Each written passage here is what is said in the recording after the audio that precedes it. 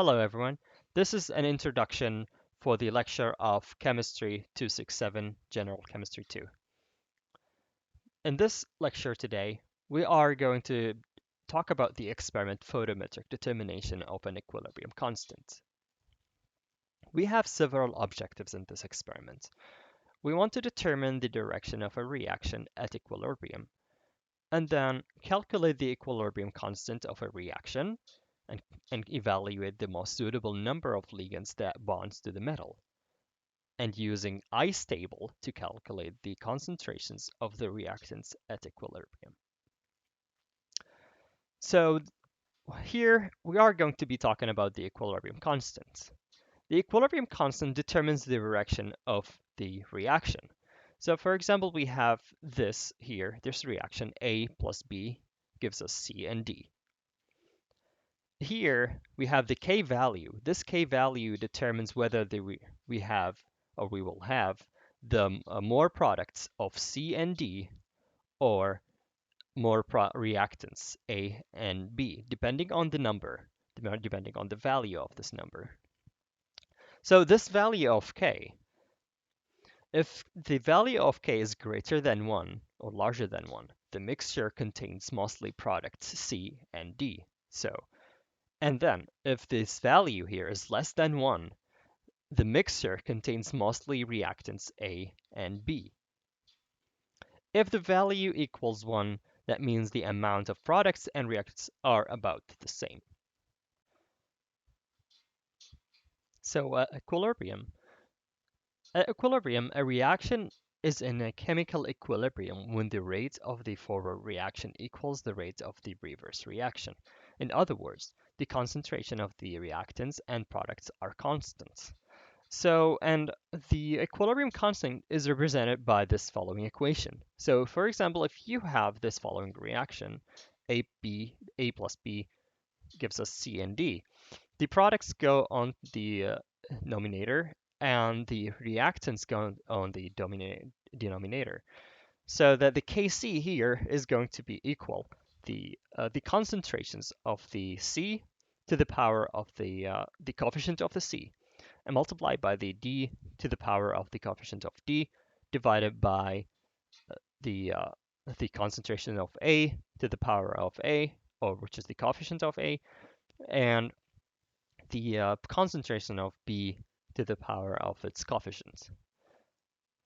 And the C and the Kc indicates that these values that were used to calculate the equilibrium constant were the concentration of the system. And Kp can also be used, where P here stands for partial pressure. So in today's experiment, or this week's experiment, we are going to deal with two chemicals that we are going to react. And here we have iron 3 and thiocyanide. Thiocyanide, SSCN, is reacting with the iron 3 that give us a metal complex here. And here, this is what we have, a metal, and this thiocyanide here we call a ligand. And then when they bond, they give us a complex. And there is an equilibrium constant when these two react with each other. So we want to determine the most suitable number of ligands attached to the metal because not only one of these ligands attached to the metal. Sometimes there could be two of these SCN, sometimes there could be three or maybe even four. And so we want to also, because there are like different number of ligands attached to the iron metal, we also want to determine the equilibrium constant for this reaction. And we also want to use the ice table to obtain the values of other concentrations. Because here in this experiment, we only know the concentrations of the first reactants. Here we have the metal 3 or iron 3, and we have the thiocyanide. We know the initial concentrations of these, but we don't know what is the final concentrations or the concentrations at equilibrium for the reactants when the reaction is complete or at equilibrium. So in order for us to find the concentrations of these reactants and products at equilibrium, we are going to use the concept of I stable. So let us assume that we have the following reactions. We have the iron and one SCN here that reacts at a constant, equilibrium constant K that gives us FeSCN2 plus. Since we are since we are preparing the solutions ourselves, we know the initial concentrations of these reactants. So here, the Fe, the reactant, and the SCN, we know that these can be easily calculated since we know how much we've added of these powder solutions and the powders into a certain amount of liquid, and that give us a certain amount of concentrations of both of these reactants. And then since at the beginning of the reaction, we don't have any of this complex, we have zero. The concentration of FeSCN2 plus is zero. So after a certain amount of time, when the reaction reaches completion and it reaches a equilibrium, sorry, not completion, just equilibrium, we have added a certain amount of this of the products here, FeSCN. We're going to call it X. But because we have produced an X amount of this one right here, we are going to have an X amount of SCN and Fe3 plus be reduced from the solution. So here we are going to add a plus X into the product and minus X into the SCN and minus X of the Fe3. So at equilibrium, since we know the initial concentration of the iron, at equilibrium, we just simply uh, deduct an X amount of the initial concentrations and X of the iron 3 and X amount of the concentration of SCN. And then we have produced an X amount of this following reaction of the products here, FeSCN2 plus 2. So in order for us to calculate the equilibrium constants, we are going to use the previous equation that we have shown before, this one right here, and then we are going to use it the same way, the same fashion, to find the value of the constant. So here we are taking the concentration of the product at equilibrium, so which is this one here. So because simply x here, the concentration, we're going to put it into the denominator, and then divide it by the concentration of the reactants, the iron 3 and thiocyanide at equilibrium, their concentration at equilibrium. Since right here we have these concentrations be presented in the initial concentrations, so we have to just plug these values here into this equation. So we simply, after we plug these values, we have this representation in order for us to find the concentration of Kc. All right, so now how do we find the value of x? How do you know how do we know how much of x did we get in this solution? That takes us to part 1 and 2, which is we're going to use Beer's law in order for us to find the concentrations. And here, Beer's law states that the absorbance equals the concentration multiplied by the length of the cuvette multiplied by the coefficient of the absorbance. These here, we will be using Beer's law to find the concentrations of the complex, the iron and thiocyanide complex, and we are going to make the following solutions. And here in solution A through E, through E, we are going to make the amount of iron constant, and then we are going to vary the amount of the thiocyanide here. So at first we're going to add only 1 milliliter of 0.002 molar, and then we are going to increase that number to 5. And then with this here, we're going to emit this amount in order just for us to have the reaction for completion. So the idea here is that because the concentration of the SCN is 100 times less than the concentration of the iron metal here. So that makes us, when we add these two together, uh, the reaction is going to be forced to completion, so that whatever we have in the product is only going to be shown as a FESC and complex here. So when we use the spectrophotometer device and we measure the absorbance of the peak that arise from this reaction, we're only going to be detecting this metal right here, or this complex. And because we are using a blank solution as of only the iron metal here, so we are going to reduce any peak that arise from the iron alone. So we're only going to be seeing a color that only appears because of the complex. So as we vary the amount of SCN here, we are going to see the absorbance of the solution increase. So as you can see here, with varying the amount of the SCN, this is the peak that arise as we have a variant amount of SCN added to the solution, and then we see that this peak here is increasing. If we plot the concentration of the SCN, which represents the concentration of the FeSCN here, if we plot the absorbance versus the concentration here, we are going to obtain a, a plot that looks like a straight line here. And because the absorbance is proportional to the concentration according to Beer's law, that means the slope of this plot here, when we calculate the slope of this plot, we are going to find the value of the length multiplied by the absorbance coefficient.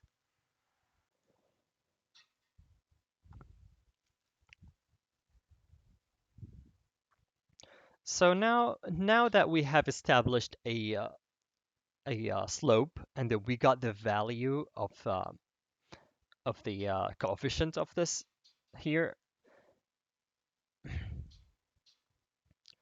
So now that we have established a plot of the absorbance versus the concentration of the complex of FeSCN2+, and then we have obtained this value is important that will let us find the concentrations of the FeSCN at at equilibrium of different amount of reaction when we do it in part number 3 and 4.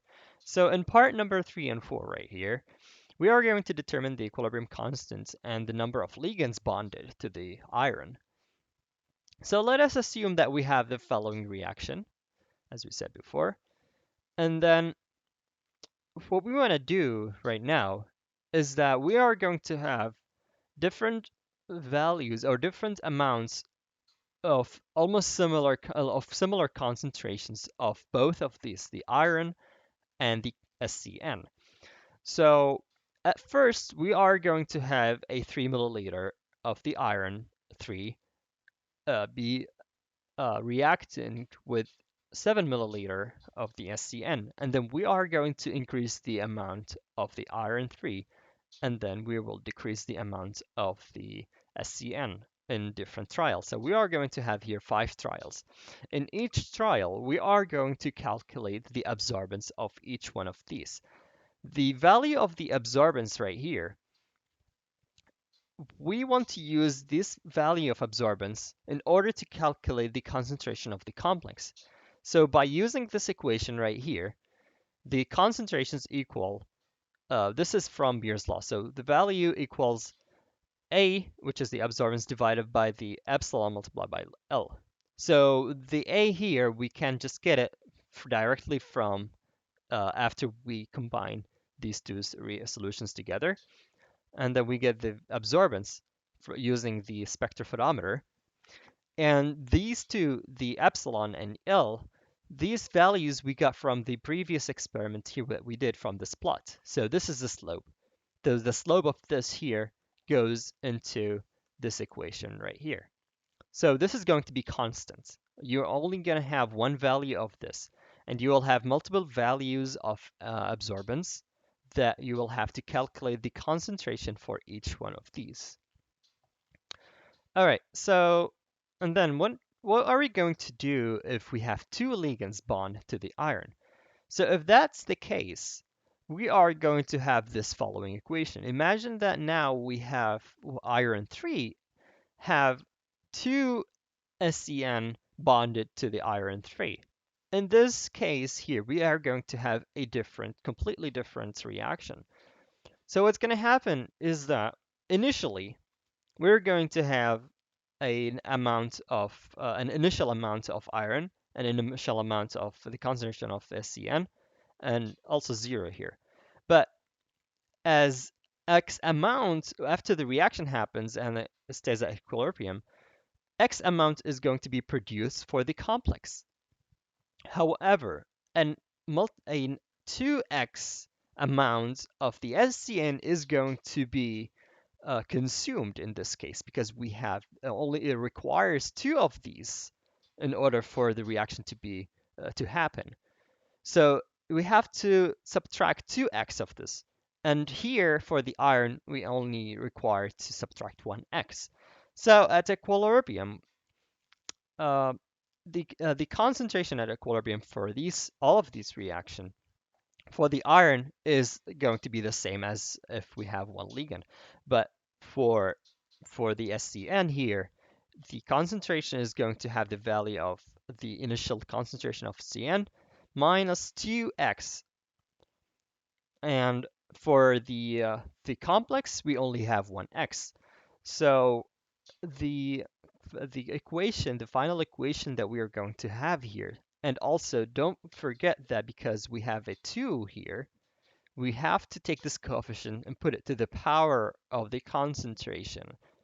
So we have the concentration of the complex divided by the concentration of the iron at equilibrium, and the SCN at equilibrium to the power of 2. Only this concentration of the SCN to the power of 2. And then when we plug these numbers here, we are going to have this following equation. And then the same thing goes for if we have three ligands bonded to the iron. So if we have three ligands, we are going to subtract 3x's from here because we have 3 of the SSCN being consumed. So you'll have to subtract 3x, or 3 of the production amount of the FeSCN of the complex, FeSCN2. So at the end, we are going to have this following equation. And don't forget that we have to the power of 3 right here because we have 3. So what we're supposed to do right here is that you need to create 3 tables for 3 different scenarios. One scenario, if we have this following equation, you'll only have one ligand attached to it, and you'll have to fill in this table. You can pause the video if you want to copy this table. You have to record the initial volume of the Fe3 and initial volume of FSCN, and then the total volume that is added into the solution. So if you added, for example, 3 here and you added 7 here, the total volume is going to be 10. And then you will have to calculate the initial concentration of Fe3 because initially the concentration of the iron is 0.002. And then when you dilute it, because you also add the SCN here, you have initially 3 and then you add 7. So the final concentration will change. It's not going to be the same 0.002. It's going to be reduced since you're adding 7 milliliter of this. And then the same thing will happen here since you have the initial concentration of SCN initially before you added the solution is 0.002, but you have 7 of it. The final volume is going to be 3, so this is also going to be diluted, and the concentration of the initial SCN is going to change. The absorbance value here, we will be providing these absorbance values for you. And from absorbance value, you will also have to calculate the concentration of the complex based on Beer's law equation. And you will also have to calculate the equilibrium concentration of Fe3 and equilibrium concentration of SCN based on using an ice table